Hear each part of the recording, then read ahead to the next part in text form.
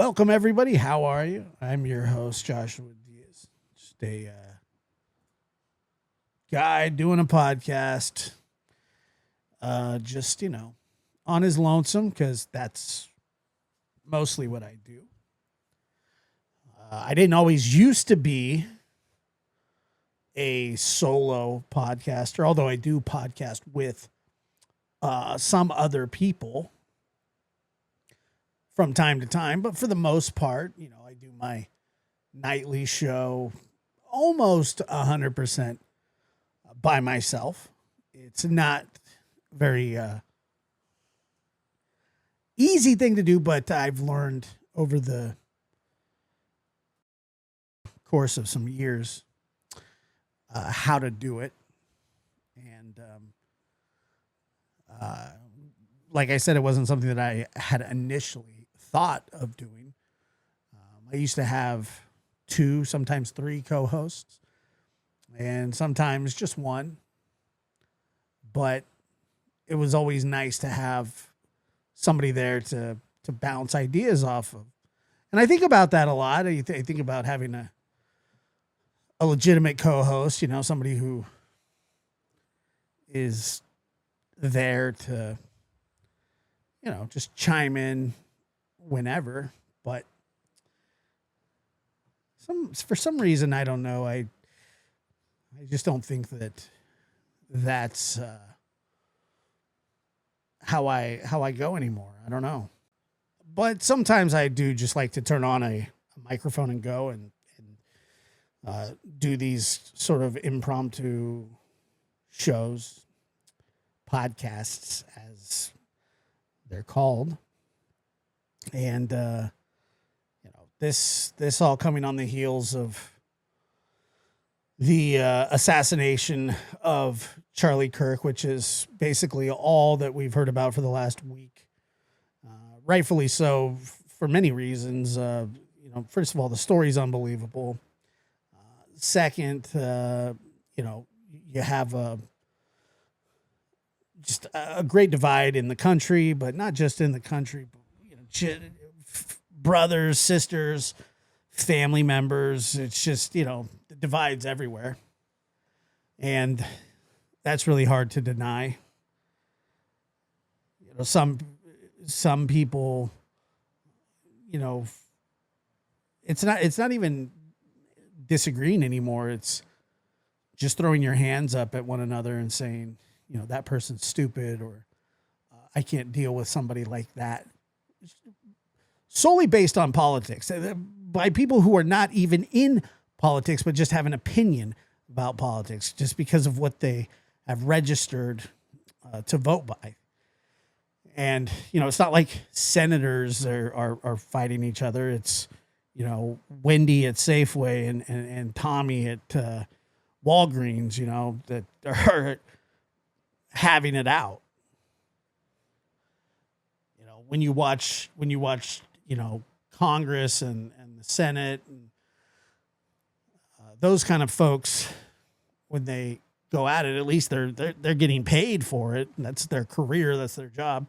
Not saying that, they're good at it or bad at it, but when they're done, after they call each other idiots and stuff like that, then they go to the cafeteria and, have pudding or whatever it is. I mean, it's just a very common thing, You would think that these people actually despise each other, and for the most part, that's just not true. But it just seems so much that our identities have now become something that is kind of bestowed upon us for some reason. It's more about who you align with politically than what your beliefs are. And I think one of the reasons that the Charlie Kirk situation is as big as it is first of all, because of how graphic the video of him being shot is. That is first and foremost. completely graphic, it's going to be viewed a billion times, legitimately a billion times. If it hasn't started to reach, if it hasn't reached that already, I mean, it very well could. I mean, across all platforms, I have no idea. But I mean, it's going to surpass most things. It's the most viral thing that's out there. And if you want to see it, you can. Even if you don't want to see it, you might see it.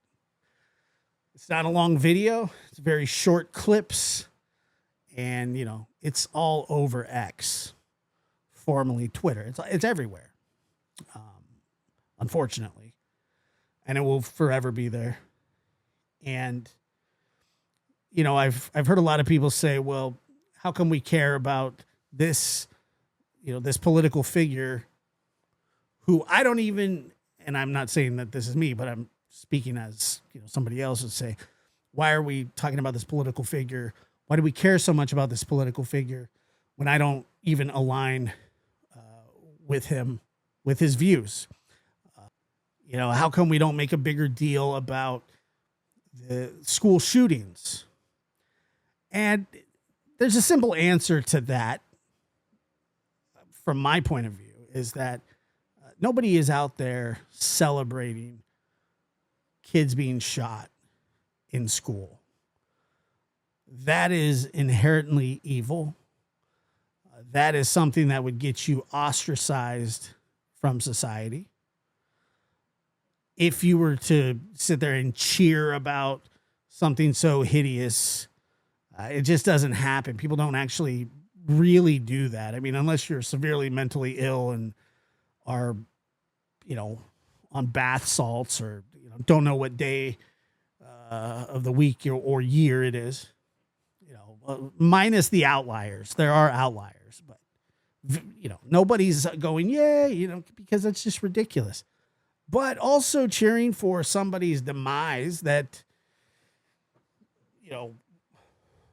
who is a political figure, who's not actually out there causing people physical harm. Sure, you may not agree with one word he says, or one word I say, or one word your brother or sister says. It doesn't matter. People want you to agree with them, regardless of your fundamental core values and beliefs, whatever those may be, that they may be so entrenched around you that it's just never going to change. And surely there is somebody out there that will nonstop try to do that, to tell you why you are wrong, to tell you why you feeling a certain way is not how you should feel, even in your deep-rooted beliefs, whatever they may be. Catholicism, Islam, Christianity, Buddhism, Mormonism, whatever. It doesn't really matter. Insert your religion here, or insert your atheism or your agnostic views here. One thing that I always find hilarious is people telling you that you're wrong in a situation where there is no right and wrong, when it's just an opinion.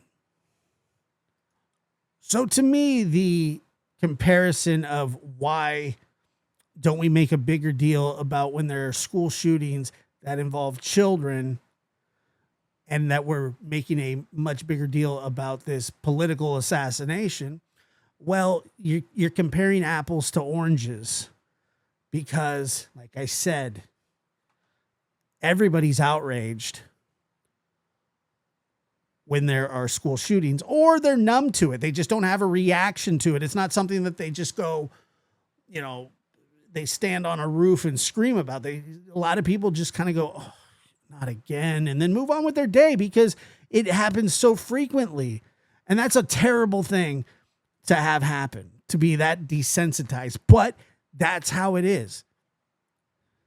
It's like when you hear about a tsunami halfway around the world that kills 100,000 people. And you're like, yeah, that's terrible. What's for lunch? And I know that sounds crazy because it is, but that's just how we're programmed. Not as cut and dry as I say it there, but I mean, I think you get the idea. But I like to think of it from what America was founded on. And this is far before the Constitution. This is far before the founding fathers, the framers of the Constitution, all that. All that's nice and well and great. And, you know, I know people believe that, that the Constitution is under attack.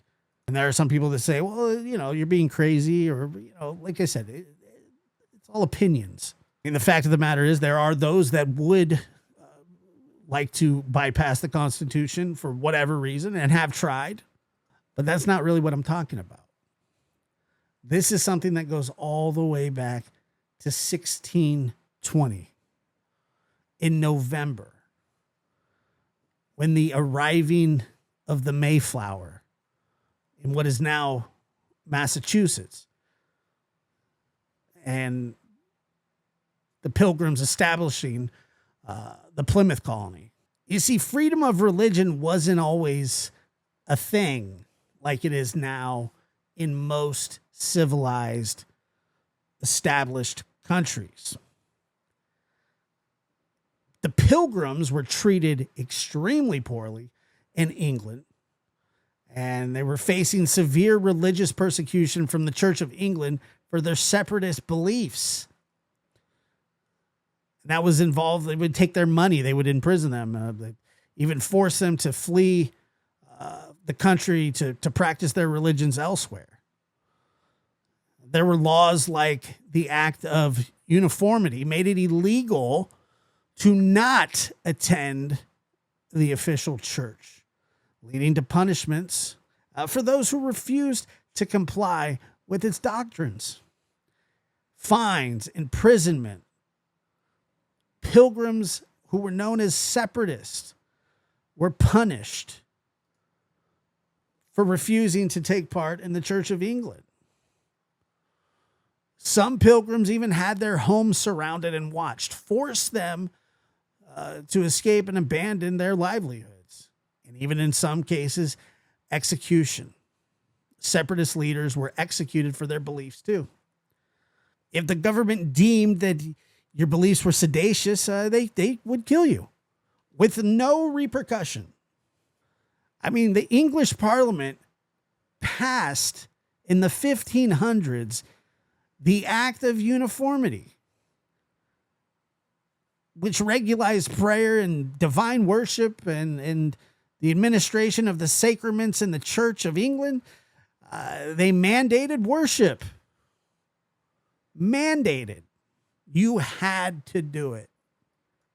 And you couldn't worship who you wanted. You had to worship from the Church of England.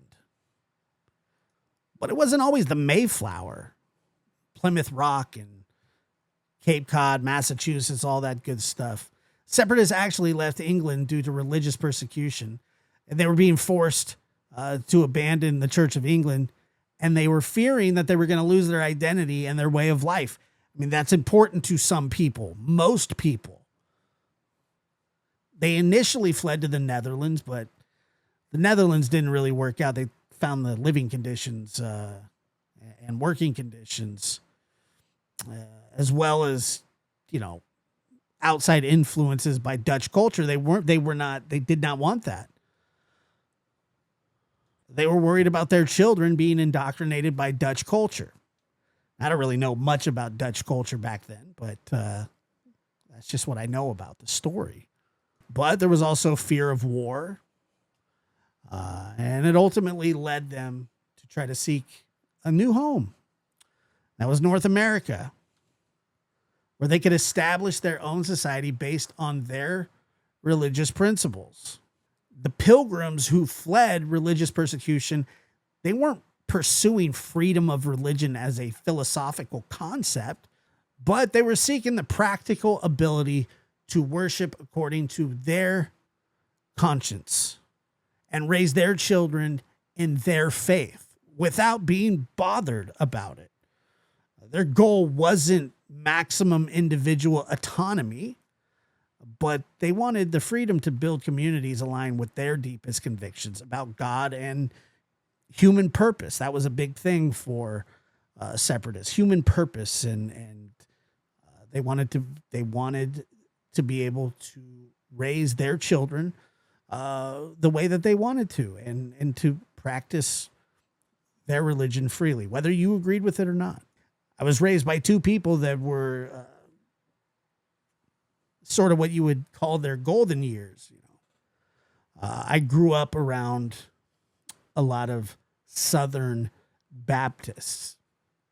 So people's beliefs like that, the Southern Baptist belief or the Christian faith, which has a lot of its ups, and in the church itself that I witnessed a lot of the downs. Personally, it wasn't so much the scripture and the teachings and the doctrine. It was more so the interaction with folks that you thought were really good people that didn't turn out to be so good. And I think a lot of that was based on the fact that, you're in church and you think that everybody is godly all the time or, in the spirit, and that's just not the case. All right, so then you fast forward from the 1600s to 1965. Malcolm X, and he was a prominent black political and revolutionary leader. And Malcolm X was shot dead on stage at a New York ballroom. He prepared to deliver a speech for the organization of the Afro-American Unity, and his wife was in the crowd when he was shot.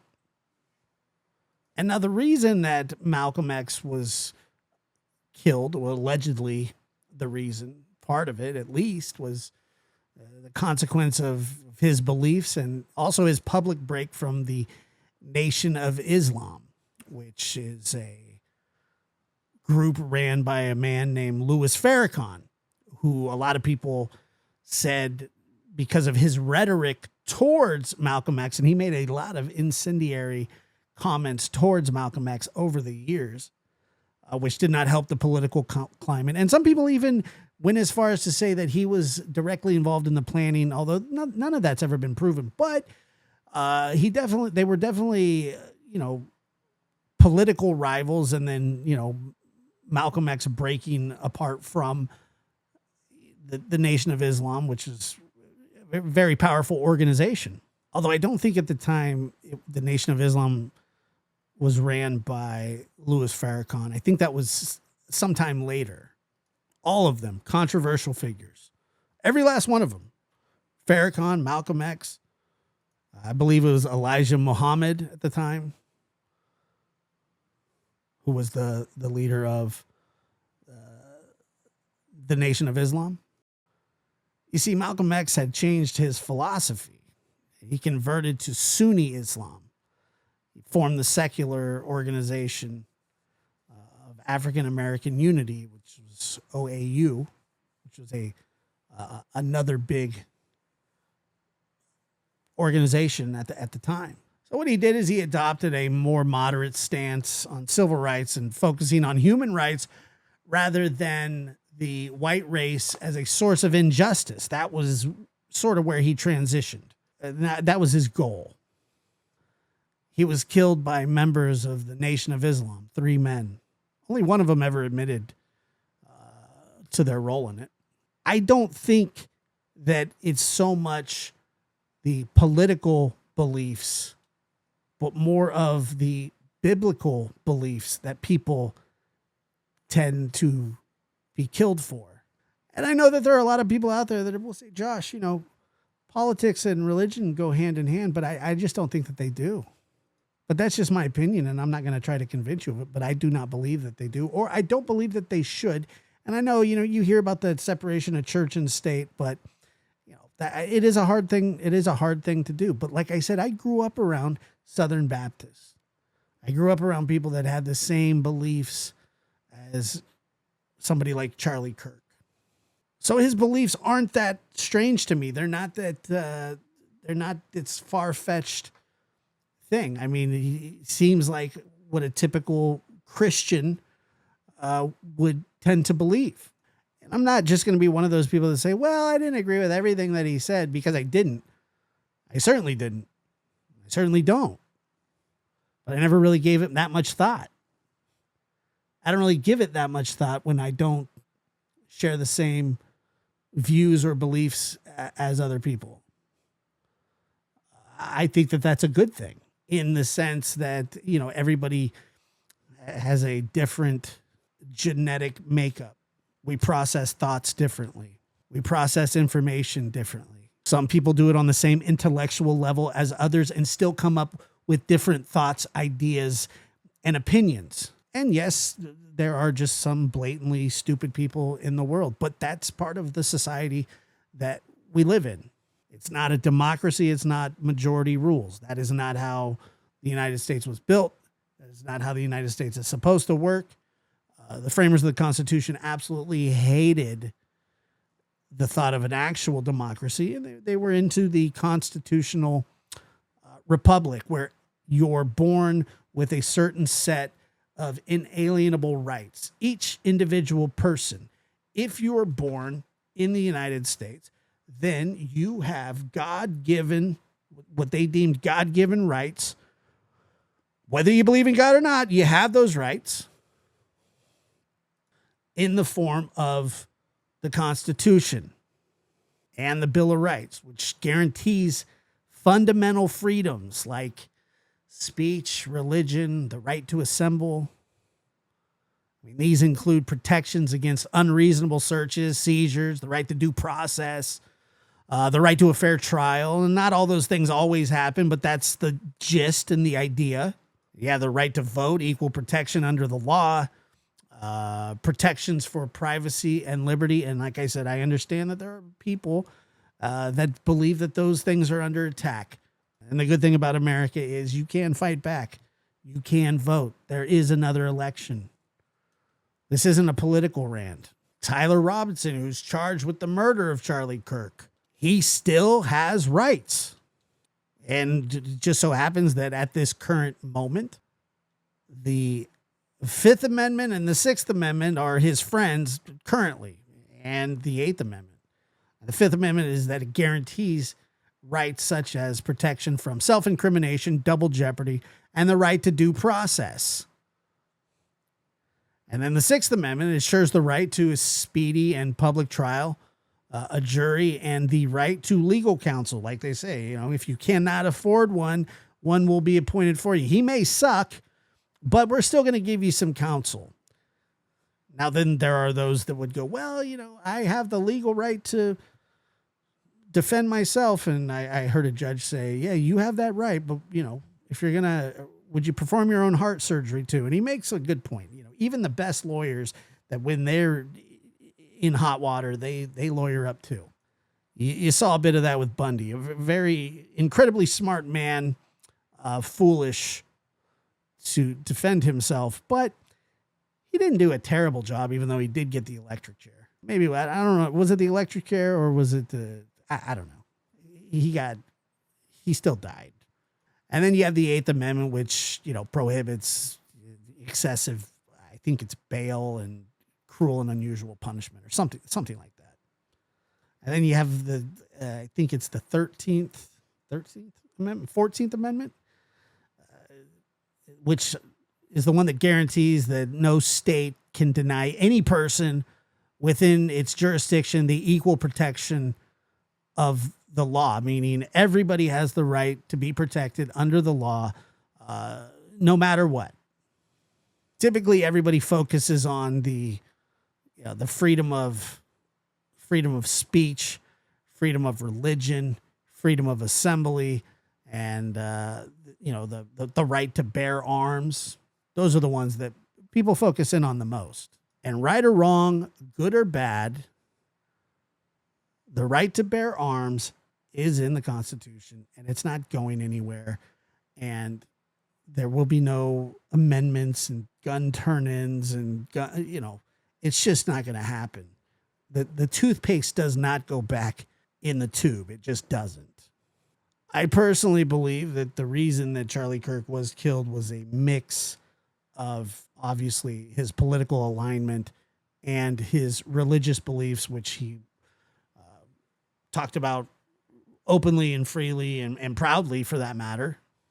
And sort of to put a bow on this whole thing, the reason I think that people are so outraged is because when people are killed for their religious beliefs, it's a scary thing, no matter what religion you practice. Malcolm X had a right to change religions or subset of religions and be critical of other religions. But for some reason, a lot of people liked him more when he was divisive, when he was angry, when he felt like the oppression was just too much to overcome. So he encourages the acting out, the civil unrest in the 60s, closely followed by, one of the most controversial wars ever, the Vietnam War, which was to combat communism, a war that many people believe we should have never been involved with. I don't know the answer to that, and I don't really have that strong of opinion. I just know that war is hell. And not from any personal experience, just the people that I've talked to in my life. My grandfather, who served in 3 wars. My neighbor, Winfield Sample, who passed away about 5-6 years ago, who was a World War II veteran. They say there's nothing new under the sun. And I used to think that was just a phrase. It's not. I personally, for some reason, no matter who it is, whoever's hurt or killed because of their beliefs or a hat that they're wearing, but unfortunately, this is not going to be the last time that something like this happens. And it will cause an uproar, and rightfully so. And while, yes, people do have the right to mock a murdered person, freedom of expression and freedom of speech and all those things, even though there are people out there that are doing that, I don't believe that they should be harmed because of what they're doing, even though I feel that it's completely ridiculous. I feel like it's really hard to reason with people that find that sort of joy in an evil situation, regardless of who was targeted. People like Osama bin Laden, Saddam Hussein. I remember watching the video of Saddam being hung. While people cheered, I had a visceral reaction to it. I mean, he's a person. Now, he's not a good person. Matter of fact, he would be considered a very bad person, a homicidal maniac, a genocidal maniac. The fact of the matter is, innocent people do not deserve to be killed because of their beliefs. And this is something that has gone back all the way. I mean, at least documented the 1200s, the 1300s, and really documented around the 1600s when the pilgrims, also known as the separatists, fled their homeland for persecution because they didn't go with the status quo, I guess. So in short, I don't care what you believe. I don't care what religion you practice. I don't care if you're a Republican or a Democrat, radicalized or not, far right, far left. I stay away from that. I stay away from extremism. That's something that I cannot stand, especially when people make that their entire identity, even though they're not in politics, even though they're not politicians. That was what Charlie Kirk did for a living. And you could go on the other side and do the same exact thing that he was doing and say it differently. from your beliefs. You're allowed to counter. You're allowed to criticize.